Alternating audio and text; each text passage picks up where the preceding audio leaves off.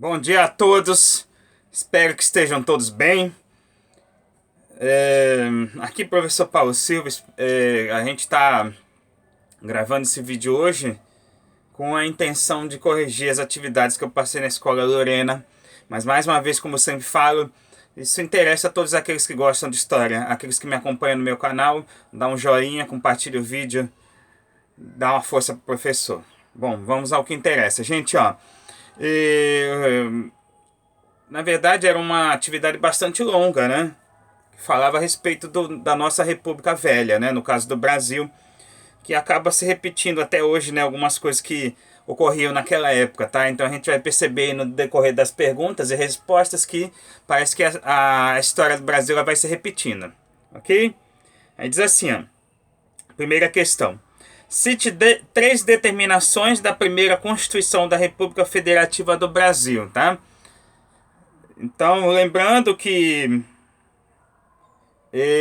antes tiveram duas outras constituições, né? Na época do Império, aí no caso, né?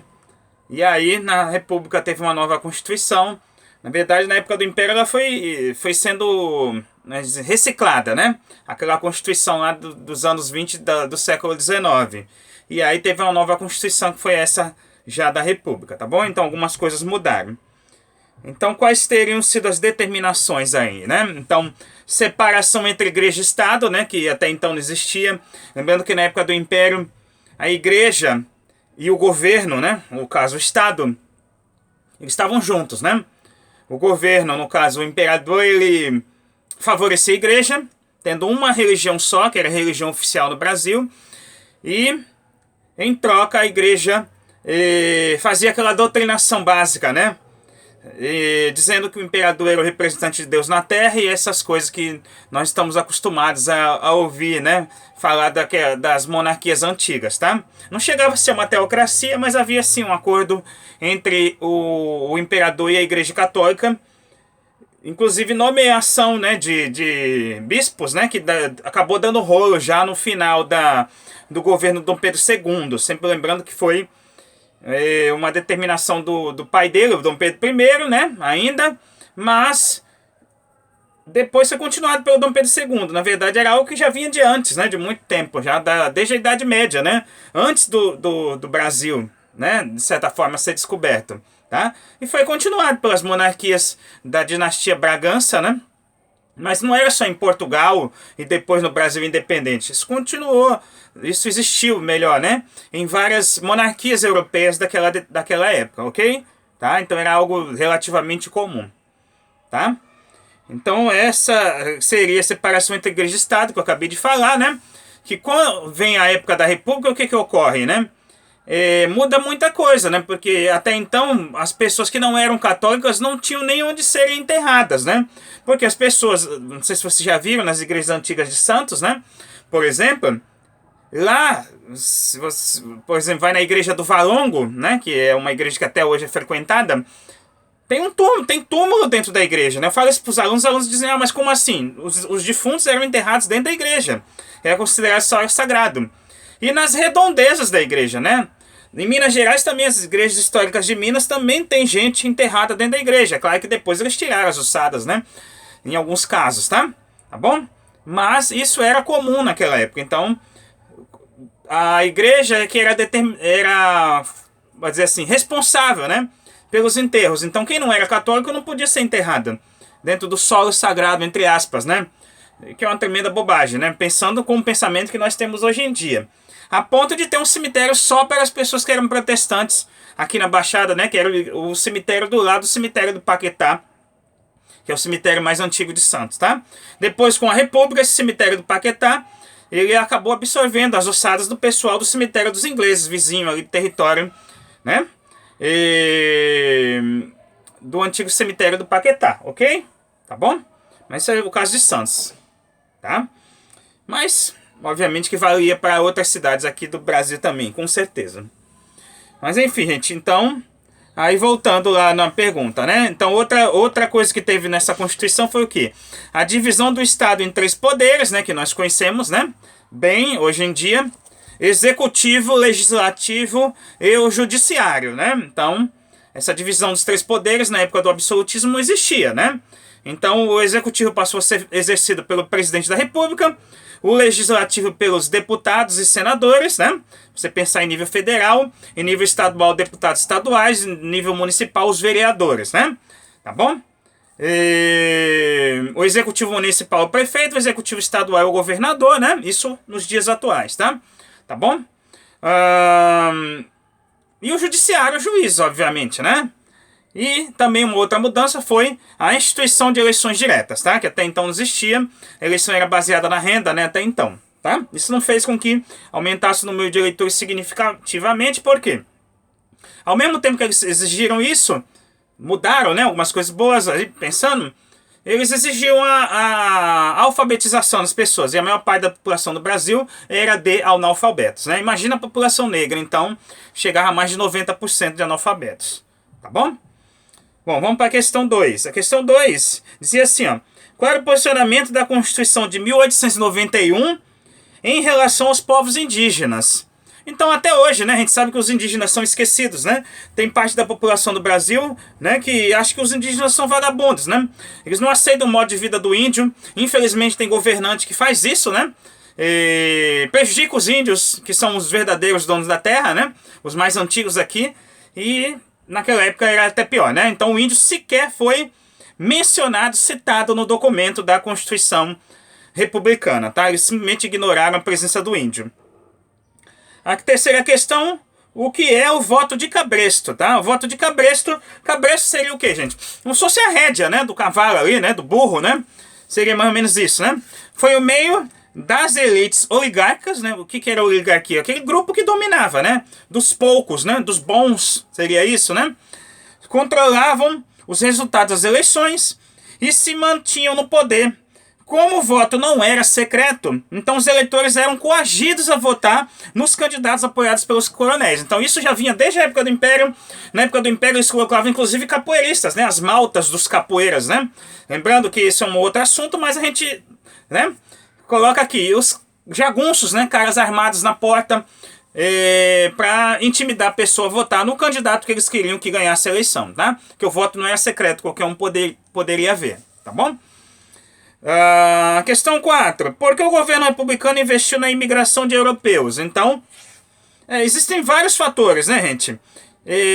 A questão do racismo conta nessa história também, né? Clarear a população, né? Que é um outro assunto que a gente estuda mais quando você chega no ensino médio, lá no terceiro ano do ensino médio, né? Existe um racismo no Brasil. E as elites, né? No caso, né? Elas escolheram a substituição da mão de obra escrava, né? Pelo europeu, pelo imigrante europeu, justamente por uma questão racial, né?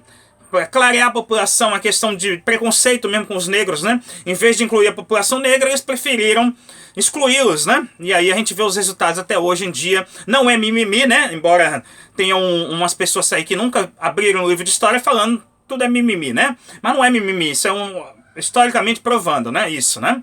Tá bom? Então eles optaram pelos imigrantes europeus, que seriam os italianos, espanhóis, portugueses, né? E também não quiseram que viessem chineses aqui pro Brasil, né? Os asiáticos também por uma questão de preconceito também, tá bom? Questão 5.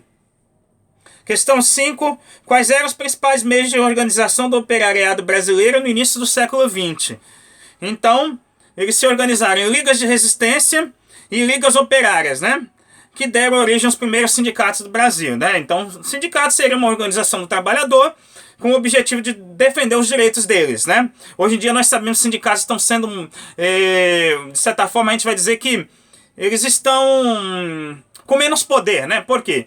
Tiveram várias reformas, inclusive a reforma trabalhista, né, a mais recente no Brasil, que praticamente tirou o fundamento, né, do direito do trabalhador, né? Então, hoje em dia, por exemplo, quem é jovem, que nem vocês, né, que for trabalhar, ele nem sequer terá direito à hora extra, né? Porque é uma coisa que vai partir da iniciativa do patrão. E nós sabemos que nenhum patrão vai pagar a hora extra se ele pode pagar o famoso banco de horas, né? Quem trabalha em supermercado, por exemplo, trabalha mais, né? Por exemplo, ele tem 8 horas de trabalho, né? Então ele vai trabalhar 12, por exemplo. Aquelas 4 horas a mais, eles vão juntar para formar um dia e dar uma folga para aquele trabalhador. Então o trabalhador vai trabalhar muito mais do que os que eram, né, sei lá, há 5 anos, por exemplo, né? 5, 10 anos. Mudou muito, então o trabalhador de agora vai ter que trabalhar muito mais para poder se aposentar e trabalhar muito mais para ter um descanso, né? Que é uma coisa lamentável, mas é o que os nossos governantes decidiram, né? Por isso que a gente tem que tomar cuidado em quem a gente vota, ok? Tá? Então essa é a questão número 5. A questão número 6, né? É sobre as reformas urbanas e sanitárias na cidade do Rio de Janeiro. Quais eram as características da cidade antes das reformas, tá? Então, como que era antes de reformar a cidade? As ruas eram sujas, quase não havia saneamento básico. Além disso, a população pobre vivia geralmente em cortiços, antigos edifícios onde milhares de famílias viviam em situações precárias, tá? Você vai no Centro Velho de Santos, né, aquela região do cemitério do Paquetá, né, como eu falei agora há pouco, Rua da Constituição, o final da Rua São Francisco, passando, né, a Rua 7 de Setembro, você vai ver que tem muito cortiço naquela região, tá? Que são casarões antigos, né? Ocupados e divididos por várias famílias. Isso existe em várias cidades do Brasil. No Rio de Janeiro, no início do século XX, eles fizeram a demolição, né, dessas casas para poder abrir avenidas, tá? Então essas pessoas elas tiveram que buscar um outro lugar para morar, tá? Que depois a gente vai falar mais a respeito disso. B. Quais os governantes... Melhor, por que os governantes promoveram essas reformas? Então, elas faziam parte de um projeto de regeneração da cidade, que além das reformas urbanas e sanitárias, buscava mudança nos costumes das pessoas, tá? Então eles queriam que as pessoas mudassem, né? Mas a coisa não é tão simples assim, né? Cada pessoa tem uma individualidade, cada família, né? A cultura não é imposta pelo governo, né? Então, essa ideia acabou não dando muito certo logo de início, tá? Vamos para C. O que foi o bota abaixo? Então foi a expressão utilizada pelos populares da época para se referir às demolições no centro da cidade, que eu acabei de falar, né? Então, demolir a sua casa, onde você estava morando, mesmo que fosse de aluguel, né? E você tinha que morar em outro lugar, porque eles iam construir no lugar uma avenida. Isso ocorreu em Santos, ocorreu em grandes cidades do Brasil, tá? Os cortiços foram demolidos e eles alargaram as ruas, né? Com o objetivo sanitário também, né? Para não... Quando você vive num lugar com muita gente colada contigo, as epidemias se espalham com mais facilidade. Tinha um sentido sanitário também. Mas o problema é o autoritarismo que foi utilizado para fazer essas reformas, tá? Vamos para a letra D. A letra D, como a população pobre carioca reagiu às medidas sanitárias do governo? Explica os motivos dessa reação. Então, a população do Rio, ela se revoltou, né, gente, contra o autoritarismo, né? Então, o governo veio e arrebentou com tudo, tá? Ele conduziu as reformas de modo terrível, né? Demolindo, destruindo tudo, né? E houve repressão policial, porque o povo se revoltou e a polícia foi lá e bateu no pessoal, o que de certa forma é comum até hoje, né? Infelizmente. A polícia ela serve para defender o Estado. Como a maior parte da população é pobre no Brasil, a população não vai ser defendida. Essa é a grande verdade, né? Ah, mas é culpa do policial? Não. A culpa não é do policial, a culpa é da lei, né? Que protege só quem tem propriedade. Então, por exemplo, um ricão aí, o ricão sofre uma violência. Vai aparecer milhares de viaturas policiais no mesmo instante que ele ligar para a polícia. Agora, vai você, cidadão comum, classe média ou pobre, né? Pedir ajuda policial. Aí vai demorar, aí vai ter burocracia, né? Por quê? Não tem propriedade, tá bom? O ponto fundamental é a defesa da propriedade, que está, inclusive, na lei, né? Na Constituição. E aí, a defesa à vida, que deveria ficar em primeiro lugar, acaba ficando em segundo plano, tá? Então não é culpa do policial, e sim das autoridades, né? Que deveriam pensar nisso, deveriam pensar no bem comum, e infelizmente não é assim que funciona. Então aí o povo se revolta e a polícia, para liberar o espaço, né? Faz aquilo que a gente já viu, né? Em várias imagens, né? Da TV, da internet, né? Espanca o cidadão, bate no cidadão, mata o cidadão. Não são todos que fazem isso, mas a gente sabe que, infelizmente, os maus acabam... A maldade acaba prevalecendo, né? No caso da polícia, tá? Infelizmente, tá bom? E aqueles bons policiais, né? Eles acabam pagando pelo erro dos outros, né? Que são maus, que são errados, né? Que são violentos, tá bom? Isso é muito triste, tá? Então isso é algo que se repete até hoje. Você vai fazer uma manifestação na 9 de abril, por exemplo, né? E você não é um figurão, alguém que tem grana. Pode ter certeza que vai aparecer viatura, vai jogar bomba, vai jogar cavalaria, vai dar tiro com bala de borracha, e aí, né? Você viu aquelas manifestações que tiveram contra o governo recentemente, teve um rapaz lá em Pernambuco que perdeu uma vista, tá? Enfim, porque vai sempre ter um ali que vai pensar, né? Que todo mundo tem que ser cordeirinho, né? E aceitar o que o governo tá determinando, e não é assim que funciona. O governo tá lá porque o povo elegeu, e não o contrário. É sempre bom lembrar isso aí para vocês, né? O povo não tem que servir o governo, e sim o governo tem que servir ao povo, tá? Quando o cidadão entender isso, aí os governantes vão começar a mudar o seu jeito de agir para com o povo, tá? Que infelizmente no Brasil eles não dão satisfação de nada, né? Tá bom? E você vê que isso ocorria desde lá no século XX, né? Início do século XX, que é isso que a gente está estudando aqui. Ok, gente? Então, se você gostou do vídeo, dá um like, compartilha o vídeo, tá bom? Fique com Deus, se cuidem e até a próxima, se Deus quiser.